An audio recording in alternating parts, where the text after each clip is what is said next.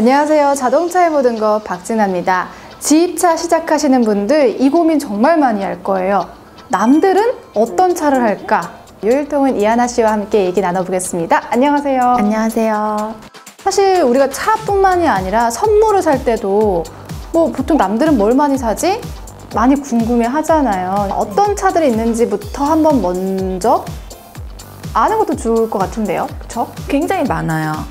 냉동차부터 해서 저희 일반적으로 여태까지 보셨던 날개 열리는 윙바디도 있고요. 그리고 뒤에 아무것도 적지 않은 아무것도 없는 카고도 있고요. 그리고 그 탑차도 있지 않아요? 일반 탑차도 있어요. 일반 탑차도 있고요. 그리고 이런 일반 화물차를 넘어서 특수 차량 같은 경우에는 덤프, 그리고 출애라, 탱크로리, 레미콘 다 지입차인 거죠? 네, 다 지입차로 들어가실 수 있어요. 일반적으로 그래도 많이 찾는 차량, 선호하는 차량이 있을 것 같아요. 일반적으로 가장 많이 쓰는 게 저희가 봤던 윙바디 차량이 가장 많아요. 윙바디요. 그 다음이 냉탑, 그리고 그 다음에 카고. 한 요 정도 순이면 될 것 같네요. 그럼 이 세 가지 차량이 보통 어떤 일을 하는지 또 알아야 준비를 하지 않을까요? 네, 그러니까 쉽게 생각하시면 돼요. 이제 첫 번째로 윙바디가 가장 많기 때문에 윙바디는 양쪽으로 이렇게 날개가 열리는 그런 차량이죠. 네. 왜 문이 열리고 닫히고 할 수 있게끔 차를 만들어 놨겠어요?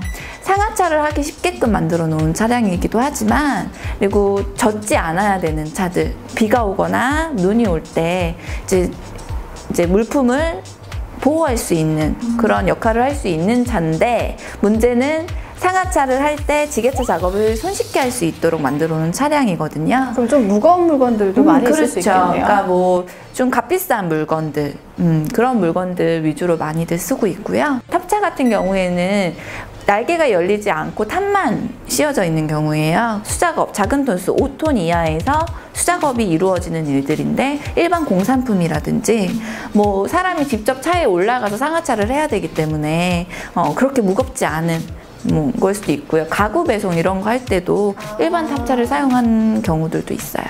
그러면 카고 같은 경우는? 카고는 사방이 뚫려 있잖아요. 그렇죠. 네, 그러니까 골재, 큰 것들 있죠. 긴 거 이렇게 차량에서 삐져 나와야 되는 것들, 그런 골재라든지 나무 이런 것들 실을 때도 많이 사용들을 하죠. 이 세 가지 차량 왜 유독 많이 찾을까요? 윙바디 차량 같은 경우에는 이제 우리나라 모든 수출입 공산품이 윙바디 차량이 거의 배송을 한다고 보면 돼요. 그러니까 많을 수밖에 없네요. 그렇죠. 그리고 손쉽게 또 다가설 수 있는 부분이고. 그렇죠. 냉동차가 많은 이유는 우리 아무리 경제가 어려워도 먹는 건 안 줄이잖아요. 오히려 더 잘 될 수가 있어요. 오히려 간편한 냉동 음식 더 많이 먹긴 해요. 외식 많이 줄이고. 리서치 같은 거 보셨어요? IMF가 오고 경제가 어려워져도 이 식품 쪽으로는 어려워지지 않았다고 저는 얘기를 들었거든요. 그리고 저희 지입차 쪽에서도 윙바디나 카고 이런 쪽에서는 타격이 있었다, 물량에 대해서. 근데 냉동 쪽은 별로 크게 문제가 없었어요. 되게 좋은 정보네요. 물론 냉동이 무조건 좋습니다, 이거는 아니지만 경제 상황이나 이런 거에 대해서 냉동 탑차가 그래도 덜 영향을 받기 때문에 맞아요. 그래서 많이 찾는다. 그리고 카고 같은 경우에는 고가의 물건을 제외하고는 일반 분들이 콜이라고 하시거든요. 24시 콜이라고 그래서 대리운전처럼 이렇게 어플로 해서 이렇게 찝어서 일을 다니시는 경우들, 그런 경우는 카고들이 많아요. 조금은 더 약간 프리한 생활을 하면서 그렇게 하고 싶으신 분들이 많이 찾을 수 있겠네요. 네, 맞아요. 그러면 그 연령에 따라서도 좀 주로 찾는 차도 다르지 않을까라는 생각을 했어요. 이제 연령별로 보면 젊은 분들 같은 경우에는 톤수에 그렇게 크게 연연은 하지는 않아요. 왜냐하면 내가 수작업을 할 수 있는 이제 체력이 되고, 그리고 이제 퇴직을 하시거나 이제 가장들, 우리 아버님들 같은 경우에는 수작업이 덜한 톤수가 좀 큰 걸로 해서 윙바디 차량으로 많이들 선호들을 하시고요. 그러니까 그거네요. 사실 연령대는 이 연령이라서 이 차를 선호한다기보다 그들이 갖고 있는 특성 때문에 좀 나뉘어지는 것 같고요. 저는 그게 가장 큰 거였던 것 같아요. 우리 경제 상황과 가장 덜 영향을 받는 게 바로 탑차라는 거, 냉동 탑차라는 거. 그렇죠. 네. 네, 그런 부분도 알고 있으면 뭐 도움이 될 것 같네요. 냉동탑차로 팁을 한 가지 드리자면요. 수요 부분, 공급 부분 걱정을 하실 필요는 없지만 가장 큰 약점은 또 있어요. 뭘까요? 냉동기기가 비싸요. 그래서 처음에 인수 받으실 가격도 일반 윙바디보다 약간 더 비싸고요. 그리고 만약에 그게 고장이 났다 하면 좀 고가예요, 많이. 수리비가 네. 많이 그래서 그런 것들이 있어요. 하지만 뭐 또 장점이 있으면 단점이 있으니까요. 아우, 정말 단점 말 안 했으면 큰일 날 뻔했는데요. 네, 지입차 준비하시는 분들 다른 사람은 어떤 차를 준비할까 많이 궁금하셨죠? 오늘 고민 해결됐을 것 같습니다.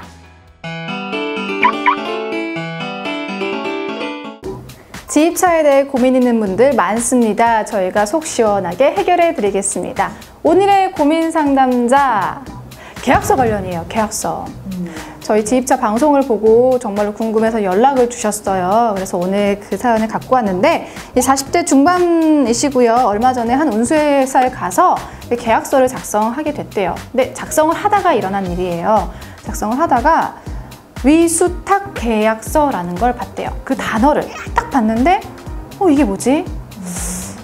이걸 그래도 알아보고 해야 하지 않을까라고 해서 일단 멈추고 한번 물어보려고 전화를 했다고 하시더라고요. 근데 저는 전문가가 아니잖아요. 그래서 그럼 저희가 한번 알아보겠습니다. 이렇게 얘기를 했거든요. 이 위수탁 계약서, 이 사전적인 의미를 분명 알아야 한단 말이에요. 어떤 의미가 있을까요?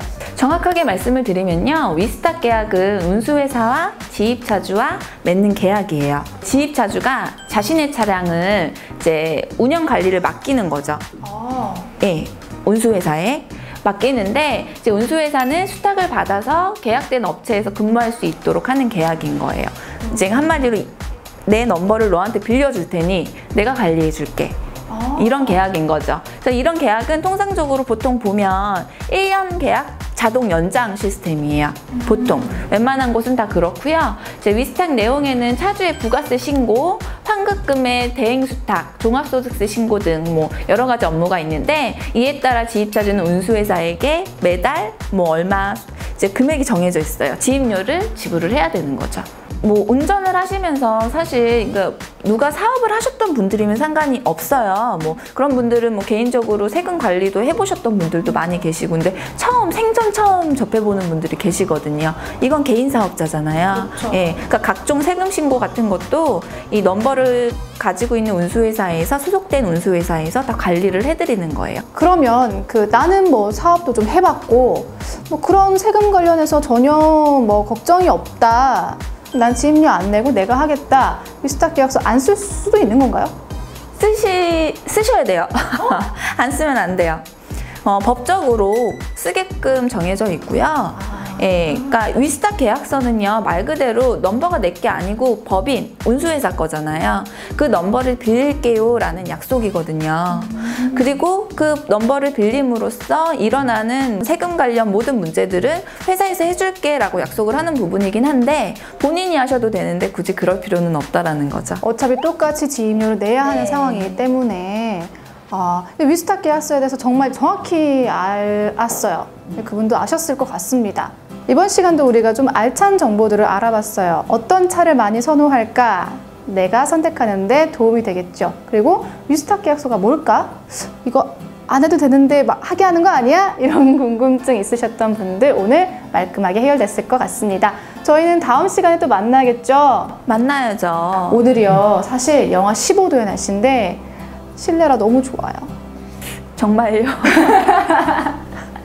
지난번에 너무 추웠거든요. 그렇죠? 네, 정말요. 저희 다음에도 따뜻한 곳에서 만나 뵙도록 하겠습니다. 시청해주신 여러분 고맙습니다. 안녕. 안녕.